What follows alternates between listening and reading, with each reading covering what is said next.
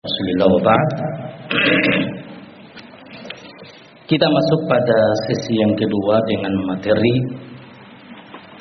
hak-hak anak yang wajib ditunaikan oleh kedua orang tuanya.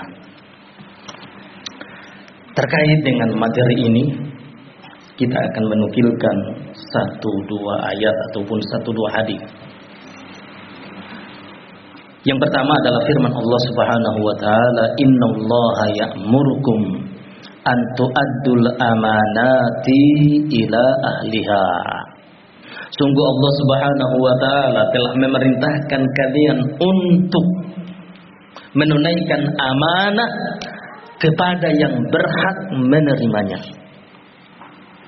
Nah, dan anak itu adalah amanah dari Allah Subhanahu wa taala yang wajib untuk dipertanggungjawabkan oleh kedua orang tuanya tentang amanah tersebut.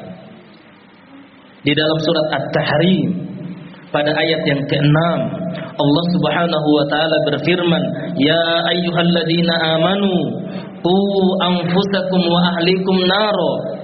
Wahai orang-orang yang beriman, bentengi diri-diri kalian dari api neraka. Bentengi diri-diri kalian dan keluarga kalian dari api neraka. Nah, di dalam hadis yang muttafaqun alaihi dari sahabat Abdullah bin Umar radhiyallahu anhu, Rasulullah sallallahu alaihi wasallam bersabda, "Kullukum ra'in wa kullukum mas'ulun an ra'iyatihi." Setiap kalian itu adalah pemimpin dan setiap pemimpin akan dimintai pertanggungjawabannya di sisi Allah nanti. Kemudian di antara yang disebutkan oleh Nabi, "War-rajulu ra'in fi ahlihi wa mas'ulun an ra'iyatihi." Seorang itu adalah merupakan pemimpin pada keluarganya yang nanti dia dimintai pertanggungjawabannya di sisi Allah tentang tanggung jawabnya, tentang keluarganya. Wal mar'atu ra'iyatun fi baiti zawjiha. Dan seorang wanita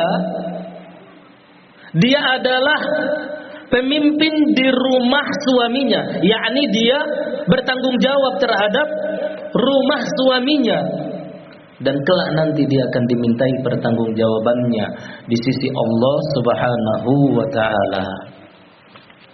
Maka ikhwan fiddin rahimani wa rahimakumullah, dijelaskan oleh Al-Imam Ibnu Shalih Al-Utsaimin rahimahullah di dalam kitabnya Huququn da'at ilaihal fitrah wa qarraratha syariah. Beliau menyebutkan bahwa huququl aulad katsiratun. Hak-hak anak yang wajib untuk ditunaikan oleh kedua orang tuanya itu sangat banyak.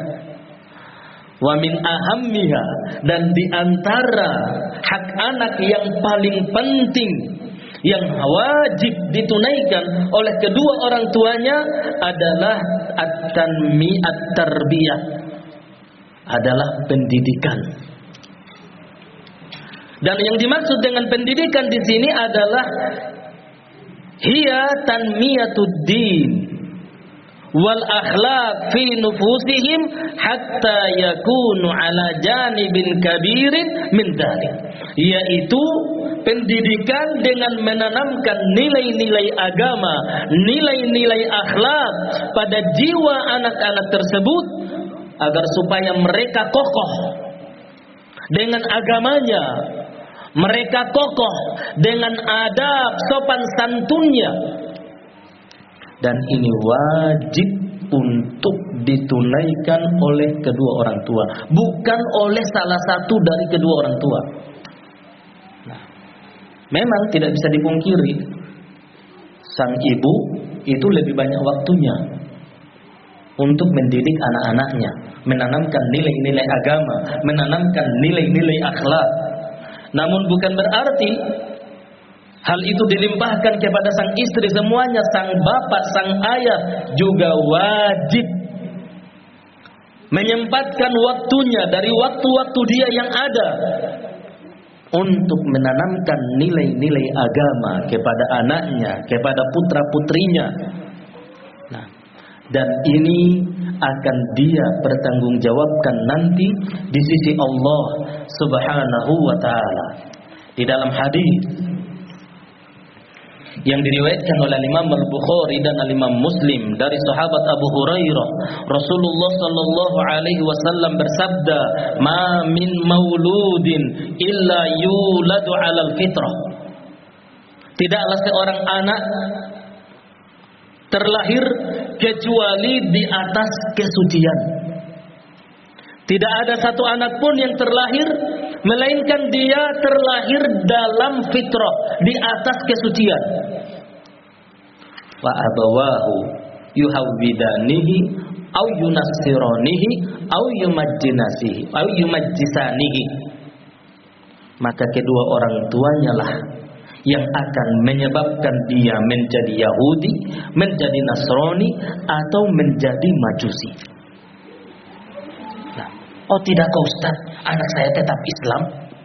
Iya, anak kamu tetap Islam, tapi ucapannya, perbuatannya perbuatan orang Yahudi, ucapannya ucapan orang Nasrani, akhlaknya orang Majusi. Nah, anak kamu tetap Islam, bahkan kamu juga Islam. Tapi kamu sendiri, ucapanmu, perbuatanmu, ini bukan perbuatan Islam, ini bukan ucapan umat Islam, ini ucapan orang-orang Yahudi, ini perbuatan orang-orang Nasrani. Nah, maka di sini menunjukkan peran orang tua yang sangat besar dalam pendidikan anak-anaknya, putra-putrinya. Akan seperti apa anak-anaknya, putra-putrinya nanti, itu sangat dipengaruhi oleh pendidikan kedua orang tuanya. Maka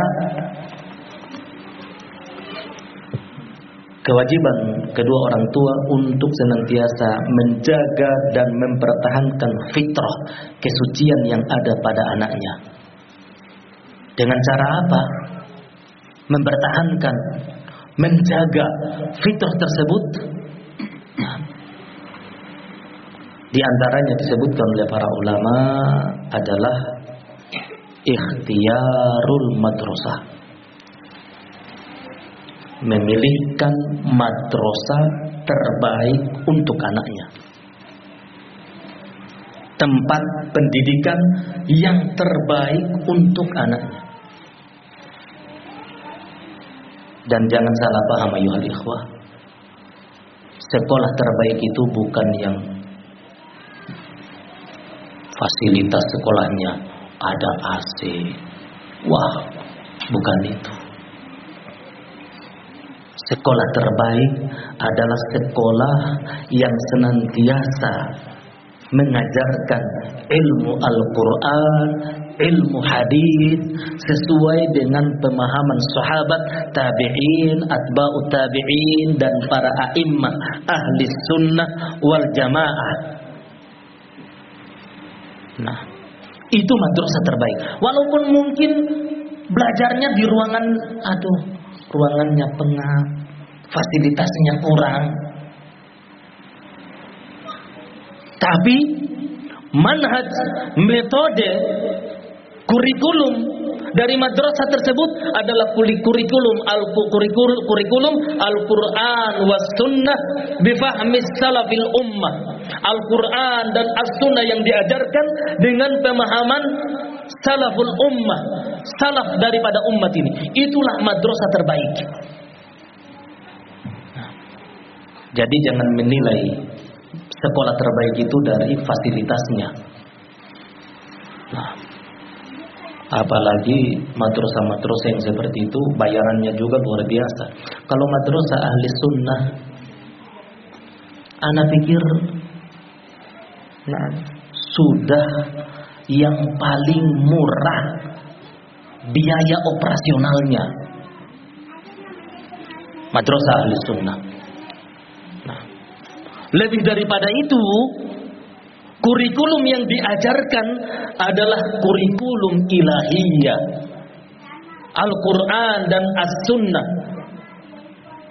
Maka jangan sampai keliru, jangan sampai salah menempatkan anak pada madrasah yang bukan madrasah ahli sunnah. Bahaya. Ini akan dipertanggungjawabkan nanti di yaumil qiyamah. Anak kamu menjadi apa nantinya? Menjadi sururi, menjadi hizbi, menjadi sufi. Ini sangat dipengaruhi oleh pendidikannya. Maka wajib bagi antum ayyuhal ikhwah, ayyuhal aba, ayyuhal ummahat, tempatkanlah putra-putri kalian pada pendidikan-pendidikan ahli sunnah, pendidikan-pendidikan salafiyah yang diajarkan padanya Al-Quran, diajarkan padanya hadis. Ini sebagai bentuk penjagaan fitrah yang Rasulullah SAW sebutkan tadi. Ma min mauludin illa yuladu alal fitrah. Tidaklah seorang anak terlahir kecuali di atas fitrah, di atas kesucian.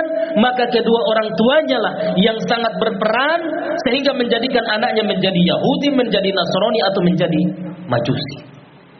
Kalau salah menempatkan anak pada madrasah, bahaya besar resikonya.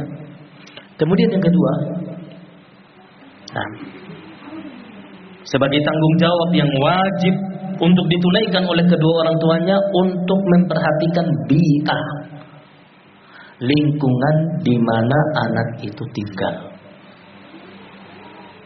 Ironis, ayuhal ikhwah, anak sampai tidak habis pikir ada ikhwah yang tinggal di lingkungan salafiyah, sunniyah, pindah ke lingkungan yang sangat bahaya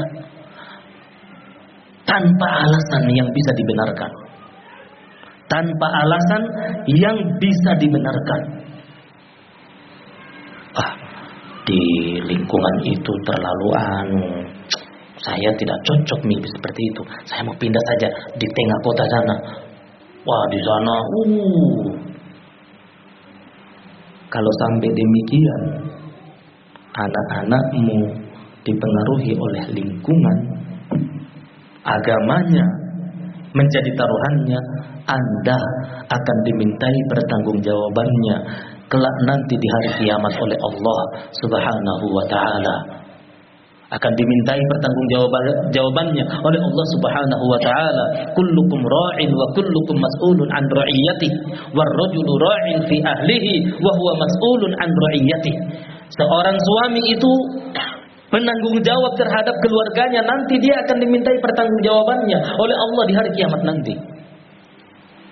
Nah, mampukah Anda mempertanggungjawabkan hal itu? Nah, membiarkan anak-anaknya di lingkungan yang sangat membahayakan. Rasulullah SAW menyatakan, al-mar'u ala dini khalili, falyanzur ahadukum man yukhalil. Nah, seseorang itu sangat tergantung agamanya dengan teman-teman dekatnya, termasuk lingkungan yang nanti dia akan berteman dengan orang-orang yang ada pada lingkungan tersebut. Al-mar'u ala dini khalili. Seseorang itu agamanya sangat dipengaruhi dengan teman dekatnya. Falyanzur ahadukum man yukhalil. Maka hendaklah kalian selektif melihat dan memilih dengan siapa dia berteman. Dan di antara hal yang dapat memudahkan seseorang dalam memilih teman adalah juga dengan memilih lingkungan di mana dia tinggal, di mana anak-anaknya berinteraksi dengan lingkungan sekitar. Kalau lingkungannya berbahaya, cari lingkungan yang lebih baik buat anak-anak kita. Perhatikan pertemanan mereka, perkawanan mereka. Jangan sampai karena sikap kita yang membiarkan pertemanan mereka sehingga mereka berteman dengan orang-orang yang membahayakan agamanya, Anda pun akan menerima getahnya di dunia sebelum akhirat. Di dunia sebelum di negeri akhirat. Kata Syekh Al-Utsaimin, jika didapatkan ada orang tua yang menyia-nyiakan hak-hak anaknya, tidak menunaikan hak-hak anaknya, maka tunggulah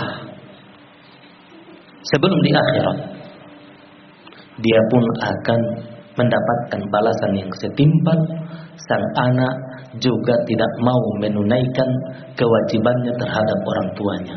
Sang anak menjadi anak yang durhaka terhadap kedua orang tuanya, dan ini sudah cukup menyiksa ketika seseorang mendapatkan anak yang ternyata menjadi durhaka terhadap dirinya. Waliyadzubillah.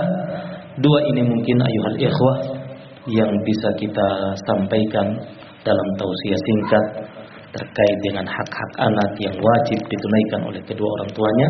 Semoga bermanfaat bagi kita semua. Wa jazakumullahu khairan wa barakallahu fikum wa sallallahu wa sallam ala nabiyyina Muhammad. Subhanakallahumma bihamdik asyhadu an la ilaha illa anta wa astaghfiruka wa atubu ilaik. Walhamdulillahi rabbil alamin. Wassalamu alaikum warahmatullahi wabarakatuh.